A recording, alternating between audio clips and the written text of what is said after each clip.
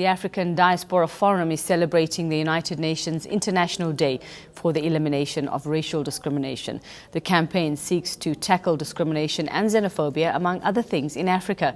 Well, to tell us more, we're joined by the chairperson of the African Diaspora Forum, that's Mark Bafo. Mark, good morning and thanks for joining us on Morning News today.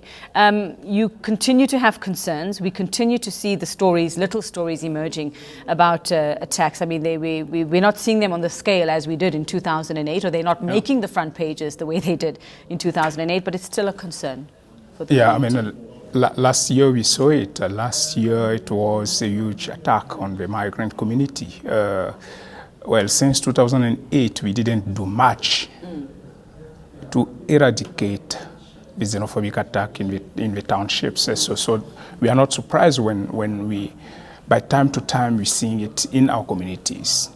And especially when it's incited by some government officials, we say we are worried about that because the community is expecting from the officials. They were elected to represent and deliver to the community. And when it's not happening, they tend to take the migrant community as the scapegoat. And that's unfortunate. I'm sure a few days ago, 2 or 3 days ago, you heard the statement made by Premier Supra. It was quite surprising about, well, what, if I remember correctly, it was something about making sure that locals are able to do business, South Africans that are able to own their shops again or something like that. Yes, he was saying that migrants should find another alternatives, that locals will take over the spaza shops. For us, it's a shocking story because for a premier to get to that level, I think is a bit exaggerated.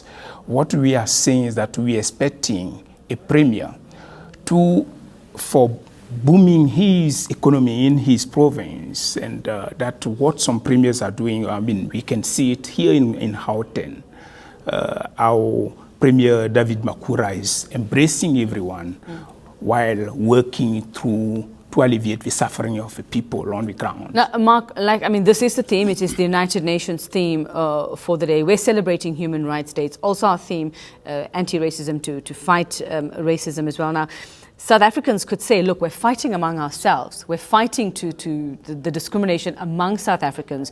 Where do we even begin to put foreigners into the mix, or to put, to sort out the issues there, where we're fighting now somebody else who's coming from another country? We're still trying to sort out issues among ourselves. What would you say if you were brought into a discussion like that? Well, if we clearly remember what we say we commemorating or we celebrating today was purely a discrimination.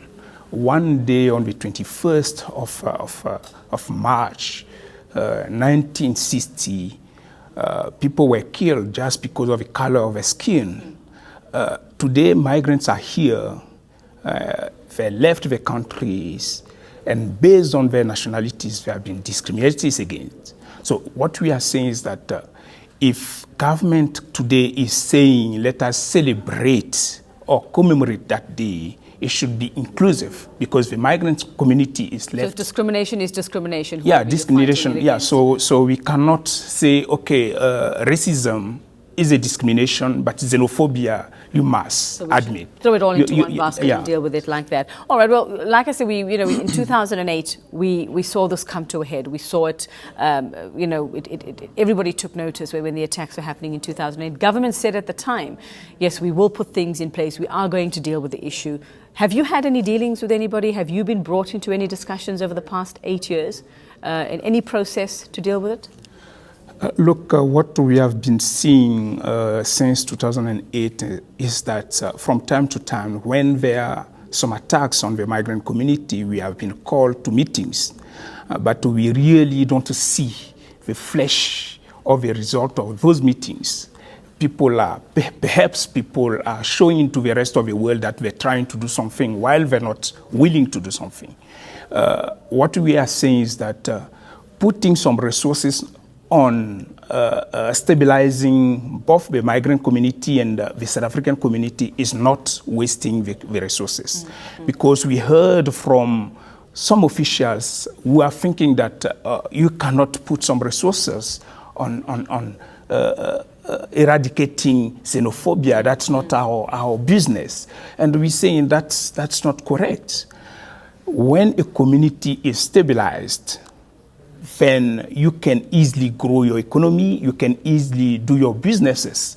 Today, we could take the example of Ghana, who's calling for the AU members to come to the country without visa.